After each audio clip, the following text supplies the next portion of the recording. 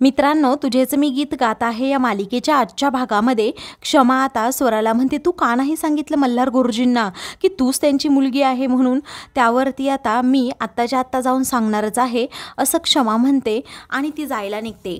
तेव्हा कुणी कुठेही जाणार नाही, पर्यंत मी तुमचं ऐकलं आहे, आता तुम्हाला माझं ऐकावंच लागेल असं स्वरा म्हणते. त्यावरती सर्वजण विचारतात, म्हणजे काय? तेव्हा माझ्या गुरुजींनी ठरवलंय ना की दाढीवाले काका माझे बाबा आहेत, तर आहेत माझे बाबा. शुभंकर ठाकूर आहेत माझे बाबा, असं ती जोराजोरात ओरडते. तेव्हा हे ऐकता सर्वांना धक्का बसतो. तेव्हा तुलाही माहिती आहे ना तुझे बाबा नक्की कोण आहे, असं विजय आणि क्षमा म्हणत असतात. त्यावरती आता ती म्हणते, हो मला माहिती आहे माझे बाबा नक्की कोण आहे.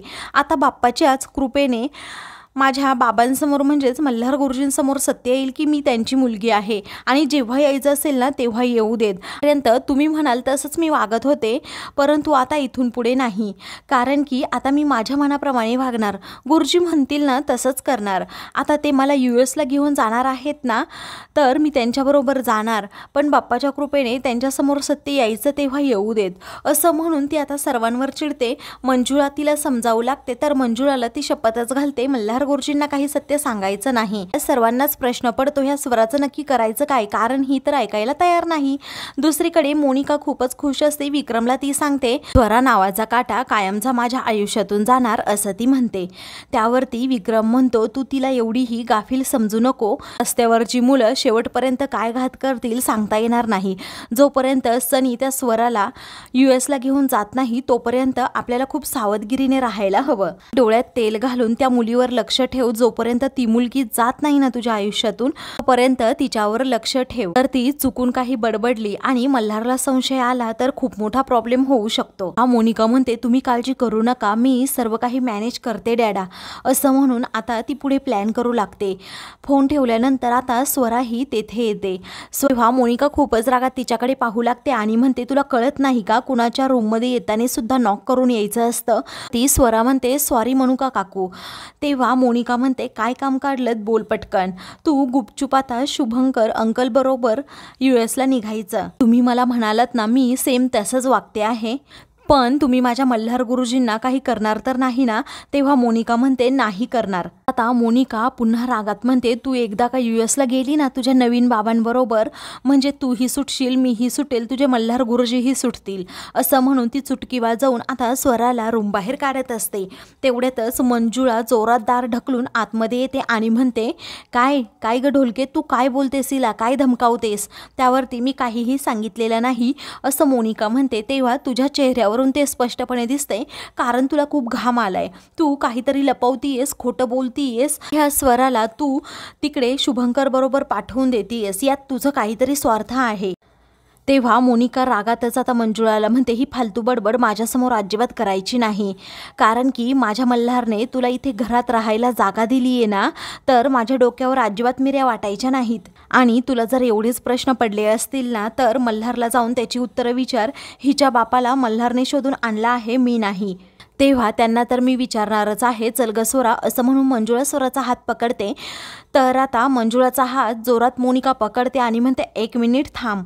तुला जर असं वाटत असेल ना की स्वराच्या जाण्यामुळे तुला या घरातून लगेच बाहेर जावं लागेल, तर तुझी ही भीती खरंच योग्य आहे, कारण ज्या क्षणी ही स्वरा घराबाहेर जाईल ना, वडील जेव्हा तिला घेऊन जातील, दुसऱ्या क्षणी तुझ्या कंबरड्यात लाथ घालून मी तुला बाहेर काढेल. हा माझा म्हणजेच मोनिकाचा शब्द आहे. तू सगळ्यांची आई काय, बाई काय, ताई काय होते, तुला ना लाजच नाहीये, परंतु माणसाने आपली लेवल कधीच विसरू नये. तुला शरम वाटत नाही का, या लहान मुलीला पुढे करून या घरात तू ऐश करतेस.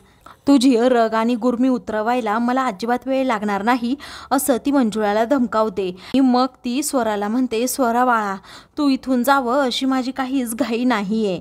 आता मी शुभंकर अंकलला इकडे बोलवून घेते आणि त्यांना सांगते की तुला त्यांच्याबरोबर जायचं आहे.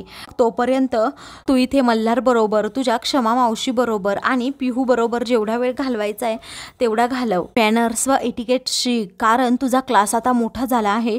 रस्त्यावर रस्त्यावरच्या भांडी विकणाऱ्या या बाईबरोबर जास्त राहू नको असं म्हणून मोनिका आता मंजुळाची लायकी काढते।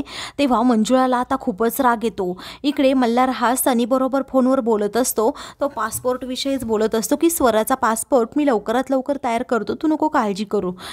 तेव्हा आता मंजुळा तेथे येते। तेव्हा आता मंजुळाला मल्हार म्हणू लागतो, हे दिवस किती पटपट चाललेत ना मला कळतच नाही, कारण की स्वरा या मुलीने मला खूप लळा लावलाय। खूप गोड मुलगी आहे ती आणि ती अशी तिकडे जाणार हे माझ्या बुद्धीला पटतंय, पण मनाला अजिबात पटत नाही। कसं पटवून देऊ मी माझ्या मनाला की माझी स्वरा माझ्याजवळ नाही असं म्हणून तो खूपच इमोशनल होतो। तेव्हा मंजुळाला देखील खूप वाईट वाटतं। तेवढ्यातच निरंजन मामा, आई, क्षमा, विजय हे सर्वजण तेथे येतात। तर आता मल्हार स्वराविषयी खूप बोलत असतो। तो म्हणतो की ही मुलगी अशी अचानक जाणार ते माझ्या जिव्हारी लागणार आहे, कारण तिला असं दूर करणं मला अजिबात सहन होणार नाही आणि आता माझ्याकडून सर्व इन्फॉर्मेशन सुद्धा पासपोर्ट काढून घेणार आहे असं म्हणून आता तो खूप इमोशनल होतो। ती आता मंजुळा म्हणते, तुम्हाला एक सांगू का मल्हार सर, तुम्ही तर तुमचं नाव देणार होते ना स्वराला। तेव्हा ती खूप खुश होती। ती एवढी खुश होती ना की तिला खरा बाप मिळाल्यासारखा आनंद तिच्या चेहऱ्यावर होता। परंतु जेव्हापासून तुम्ही सांगितलंय ना की शुभंकर ठाकूर हे तुझे बाबा आहेत, तेव्हापासून मुलीचा चेहरा फार कोमेजलाय आणि ती अजिबात खुश नाही आहे। त्यावरती क्षमा म्हणते, हो भाऊजी, अहो तुम्हाला माहीत नसेल, जेव्हा तुमचं नाव मिळणार तेव्हा स्वरा खूप खुश होती आणि शुभंकर ठाकूरचं नाव मिळणार म्हटल्यावर ती खूप नाराज आहे। अहो आम्ही स्पष्टपणे पाहतोय तिच्या चेहऱ्यावर आनंदच नाही आहे। तर आता आई आणि विजय देखील म्हणतात, तू नीट माहिती व्यवस्थित तपासून घेतली आहे ना।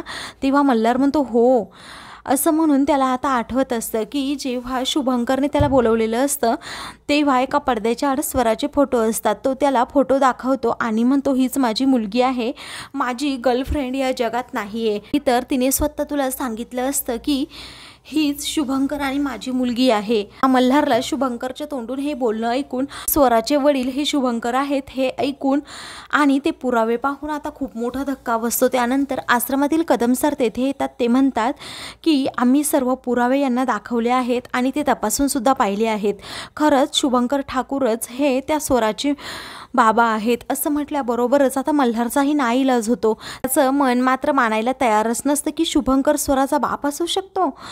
मल्हार म्हणतो, मी तुला 100% खात्री देऊन सांगतो, असं होऊच शकत नाही, कारण मी स्वराच्या तोंडून खूपदा ऐकलं आहे की तिच्या आईने तिला सांगितलं होतं तुझे बाबा खूप मोठे गायक आहेत आणि तू आत्ता म्हणतोस तू तिचा बाप आहे, म्हणून मी कसा विश्वास ठेवायचा याच्यावर। आता तू कितीही पुरावे आणून दिले तरीही माझं मन मानायला तयारच होणार नाही असं मल्हार सारखा आता म्हणत असतो। तेव्हा शुभंकर म्हणतो, खरं तर हा माझ्यासाठी पण धक्काच होता, पण आता मला सर्व काही समजलं आहे, त्यामुळे मी तिला घेऊन आता US ला जाणार। माझ्या गर्लफ्रेंडच्या नातेवाईकांना माझी दया आली, त्यांना समजलं की मी मुंबईला आलो आहे, म्हणूनच त्यांनी मला ते पुरावे पाठवले आणि मगच सिद्ध झालं की स्वरा माझी मुलगी आहे। तू स्वराला तुझी मुलगी मानतो आणि ती तुझ्या कुटुंबाचा भाग झाली आहे। स्वराने तुम्हाला खूप प्रेम दिलं, तुम्हीही तिला अगदी मुलीसारखं जपलं, प्लीज तू माझं ऐक मल्हार, अरे स्वरा माझीच मुलगी आहे। तेव्हा हे ऐकताच आता मल्हारचाही नाईलाज होतो। तो आता एकदम शांत होऊन जातो, काय बोलावं काय नाही त्याला सुचतच नसतं। मित्रांनो, पुढील भागामध्ये शुभंकर मल्हारच्या घरी आलेला असतो तेव्हा पिहू एक खेळ खेळायला तिला सांगते आणि स्वराच्या डोळ्यावर पट्टी बांधत म्हणते, स्वरा आता खूप मजा येणार आहे, आता तू तुझ्या डॅडाची मुलगी आहे की नाही हे समजणार आहे। तेव्हा स्वरा म्हणते, म्हणजे काय? त्यावरती पिहू म्हणते, एका साईडला माझा डॅडा आहे, एका साईडला तुझा डॅडा आहे, आता तू ओळख बरं नक्की तुझा डॅडा कोण आहे ते। तर स्वरा आता लगेच दोघांचेही हात हातात घेते। मित्रांनो, पुढील भागामध्ये नक्की काय होणार हे पाहणं तितकंच इंटरेस्टिंग ठरेल। हेच मी गीत गात आहे या मालिकेचे पुढील अपडेट्स पाहण्यासाठी चॅनलला सबस्क्राईब